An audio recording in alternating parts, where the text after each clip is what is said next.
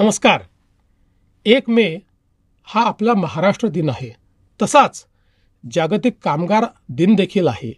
मी सर्वांना या निमित्त अतिशय मनापासून शुभेच्छा देतो. आजचा दिवस कामगारांच्या योगदानाचा, सन्मान करण्याचा आणि त्यांच्या हक्कासाठी घेतलेल्या संघर्षाची आठवण ठेवण्याचा आहे.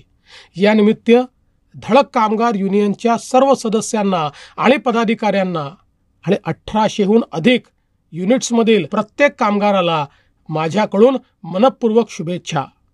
आपण जे काम करता ते केवळ पोटासाठीच नव्हे तर देशाच्या उभारणीसाठी देखील अत्यंत महत्त्वाचे आहे. तुमच्या घामातून निर्मिती होते, प्रगती घडते आणि उद्योग उभा राहतो. धडक कामगार युनियनचे संस्थापक महासचिव आणि माझे मित्र अभिजित राणे यांनी धडक सारखी युनियन उभी केली. त्यांच्या नेतृत्वाखाली कामगार वर्ग आपल्या न्यायासाठी लढतो. संघर्षातूनच सन्मान मिळतो आणि एकतेतून शक्ती मिळते.